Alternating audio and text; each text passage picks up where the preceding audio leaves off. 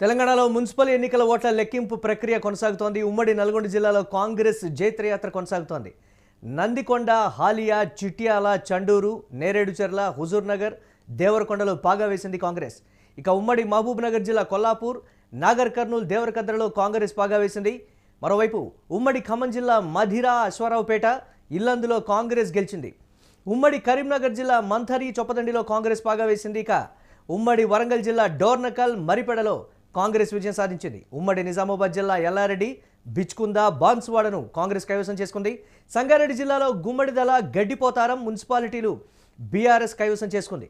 ఇబ్రహీంపట్నం, కే సముద్రంలో బీఆర్ఎస్ విజయం సాధించడం ఒకంత సంచలనంగా మారింది.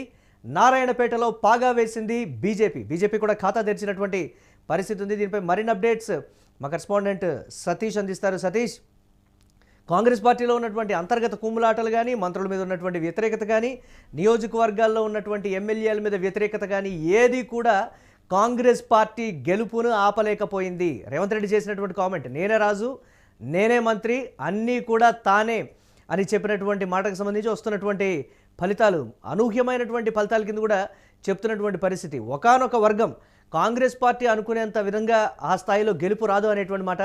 అంటే కొద్దిసేపే అయింది ఓట్ల లెక్కింపు ప్రక్రియ కొనసాగుతుండబట్టి సాయంత్రానికి మొత్తం అంతా కూడా వెలువడేటువంటి పరిస్థితి ఉన్నప్పటికీ ఇప్పటి వరకు కాంగ్రెస్ పార్టీ లీడ్లో ఉన్నటువంటి సిచ్యువేషన్, మేజర్గా కాంగ్రెస్ పార్టీ గెలుపొందుతున్నటువంటి పరిస్థితి. అప్డేట్స్ ఏంటి? ఉమ్మడి జిల్లాల వారీగా ఏ విధంగా చూడాలంటారు దీన్ని? ముఖ్యంగా రిజల్ట్ అయితే కాంగ్రెస్కు అనుకూలంగా వెళ్తూ ఉంది. ప్రస్తుతం ఏదైతే 116 మున్సిపాలిటీలకు సంబంధించి 2581 వార్డులు ఉన్నాయి. ఆ వార్డులలో పెద్ద ఎత్తున కాంగ్రెస్ కూడా గెలుపొందే దిశగా వెళ్తూ ఉంది. ప్రస్తుతం ఏదైతే ఈ వార్డులకు సంబంధించి, అలాగే మున్సిపల్ ఏదైతే కార్పొరేషన్కి సంబంధించి 7 ఉన్నాయో అవి కూడా దాంట్లో దాదాపు 414 వార్డులు ఉన్నాయి. సో ఇవన్నీ కూడా దాదాపు కాంగ్రెస్కి అనుకూలంగానే రిజల్ట్ వచ్చే అవకాశం ఉంది. దాదాపు ప్రస్తుతం కాంగ్రెస్ 200 పైచిలుకు వార్డులతోటి మెజారిటీతో దూసుకెళ్తూ ఉంది. బీఆర్ఎస్ కూడా దాదాపు గట్టి పోటీ ఇచ్చే ప్రయత్నం అయితే చేస్తూ ఉంది. దాదాపు 120 వార్డులను కైవసం చేసుకునే పరిస్థితి ఉంది. ఇప్పటికీ బీజేపీ 26 వార్డులను కైవసం చేసుకునే పరిస్థితి ఉంది. మొత్తం కూడా కాంగ్రెస్కు ఏకపక్షంగా నిర్ణయం అనేది వెళ్తూ ఉంది. ముఖ్యంగా కాంగ్రెస్ అధిష్టానం ఉంది, ఇక్కడ కాంగ్రెస్ ప్రభుత్వం ఉంది కాబట్టి ప్రజలు కూడా అంటే డెవలప్మెంట్ కోసము, డెవలప్మెంట్ జరగాలంటే కూడా మున్సిపాలిటీలైనా వార్డులైనా డెవలప్మెంట్ జరగాలంటే పెద్ద ఎత్తున మరి రూలింగ్ పార్టీకే ఓటేయాల్సిన అవసరం ఉంటుంది. కాబట్టి ఈ నేపథ్యంలోనే ఈ కుమ్ములాటలు అనేవి కూడా రాజకీయ పార్టీలు రాజకీయంగా ఎన్నికలు వచ్చినప్పుడు జరుగుతూ ఉంటాయి. ఏదైనా ఇది ఉంటే అప్పుడు చూపిస్తారు, కానీ ఓటు వేసేటప్పుడు ఎవరు అధికారంలో ఉంటే వాళ్ళకు పడేది ముఖ్యంగా ఇది ఉంటుంది. కాబట్టి సో ఆ దిశగానే ఓట్లన్నీ పడ్డట్టుగా తెలుస్తూ ఉంది. ముఖ్యంగా ఉమ్మడి జిల్లాల వారీగా చూస్తే నల్గొండ జిల్లాలో మొత్తం కాంగ్రెస్ హవా నడుస్తూ ఉంది. ముగ్గురు కీలక నేతలు ఏదైతే ఉత్తమ్ కావచ్చు, అలాగే కోమటిరెడ్డి వెంకటరెడ్డి కావచ్చు, ముఖ్యంగా రాజగోపాల్ రెడ్డి కావచ్చు, వీళ్ళందరూ కూడా నల్గొండలో కీలకంగా ఉన్నారు. వాళ్ళు మొత్తం నల్గొండని క్లీన్ స్వీప్ చేసిన పరిస్థితి ఉంది. 12 వార్డులకు గాను 11 వార్డులు మొత్తం కూడా కాంగ్రెస్కే వచ్చిన పరిస్థితి ఉంది. దాంట్లో హాలియా, చండూర్, చిట్యాల, హుజూర్ నగర్ ఈ 4 కూడా మొత్తం క్లీన్ స్వీప్ అయిపోయినాయి.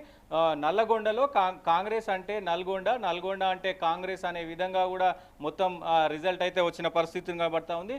దానికి సంబంధించి తర్వాత నాగర్ కర్నూలు జిల్లాలో కూడా కాంగ్రెస్ సంబంధించిన అభ్యర్థులే ప్రస్తుతం లీడింగ్లో ఉన్నారు. దాని తర్వాత నిజామాబాద్లో కూడా పెద్ద ఎత్తున కాంగ్రెస్ అలాగే బీఆర్ఎస్ మధ్య గట్టి పోటీ నడుస్తూ ఉంది. ప్రస్తుతం అయితే నిజామాబాద్కు సంబంధించినటువంటి కొద్దిగా రిజల్ట్ ఏదైతే ధర్మపురి అరవింద్ కావచ్చు, అలాగే కరీంనగర్కి సంబంధించి కూడా బీజేపీ వర్సెస్ కాంగ్రెస్ ఉంటుంది అని అందరూ అనుకున్నారు. రిజల్ట్ కూడా ఎగ్జిట్ పోల్స్ కూడా అదే తరుణంలో ముఖ్యంగా ఎగ్జిట్ పోల్స్ కూడా అంటే కరీంనగర్ అలాగే నిజామాబాద్లో ఒక చరిత్ర తిరగరాబోతుంది బీజేపీ అంటూ కూడా మరి ఎగ్జిట్ పోల్ చెప్పిన పరిస్థితి. కానీ ఎక్కడ రిజల్ట్లో మాత్రం ఆ దిశగా అడుగులు పడతలేవు. మరి కాంగ్రెస్ వర్సెస్ బీఆర్ఎస్గానే ప్రస్తుతం కొనసాగుతున్న పరిస్థితులు కనబడుతుంది. ఏదైతే ఆర్మూర్ కావచ్చు, భీమ్గల్ కావచ్చు, బోధన్ కావచ్చు ప్రస్తుతం అక్కడ ఓట్ల లెక్కింపు అనేది కొద్దిగా స్లోగా నడుస్తుందని తెలుస్తూ ఉంది. దాని తర్వాత సిద్దిపేటకు సంబంధించి సిద్దిపేట చేర్యాలలో కాంగ్రెస్ 5, బీఆర్ఎస్ 5, మొత్తం 12 సీట్లు ఉండగా ఈ 5 సీట్లు అయితే గెలుచుకున్నాయి. దుబ్బాకకు సంబంధించి బీఆర్ఎస్ లీడ్లో ఉంది. బీఆర్ఎస్కి 9, స్వతంత్ర అభ్యర్థులు కూడా ముందంజలో ఉన్నారు. 9 స్థానాలు వాళ్ళు విజయం సాధించారు. అలాగే గజ్వెల్కి సంబంధించి బీఆర్ఎస్ 13 గెలుచుకోగా స్వతంత్ర అభ్యర్థులు 6, కాంగ్రెస్ 1 స్థానంలో ఉంది. హుస్నాబాద్కి సంబంధించి బీఆర్ఎస్ అంటే ఇక్కడ ఏదైతే ఉమ్మడి మెదక్లో కొద్దిమేర ఇటు సైడు సిద్దిపేట కావచ్చు, హుస్నాబాద్ కావచ్చు, ఇటు సైడు బీఆర్ఎస్ కొంచెం గట్టిగా పోటీ ఇస్తూ ఉంది. హుస్నాబాద్లో బీఆర్ఎస్కు 9, కాంగ్రెస్ 6, బీజేపీ 2 వార్డులలో విజయం సాధించింది. హన్మకొండకు సంబంధించి బీఆర్ఎస్ కొన్ని చోట్ల కాంగ్రెస్ గెలుస్తుంది అన్నటువంటి చోట్ల కాంగ్రెస్ ఎమ్మెల్యేలు బాగా ప్రచారం చేసినటువంటి నియోజకవర్గాల్లో కూడా ఎందుకు ఓటమి పాలైంది అనేటువంటి ఒక డిస్కషన్ నడుస్తోంది కదా, దీనికి సంబంధించి ఏంటి అంటే అక్కడ వ్యతిరేకత అంటారా, లేకపోతే ఆ ఎమ్మెల్యేల పనితీరుకు సంబంధించి కూడా బాహాటంగా బయటకు వచ్చి ఎందుకు వచ్చావు ఇక్కడికని ప్రశ్నించినటువంటి పరిస్థితి కూడా ఉంది కొన్ని నియోజకవర్గాలు. అలాంటి చోట్ల పర్టికులర్గా వ్యతిరేకత అనేది పనిచేసింది అనేటువంటి మాట, దీన్ని ఎలా చూడాలంటారు మనం?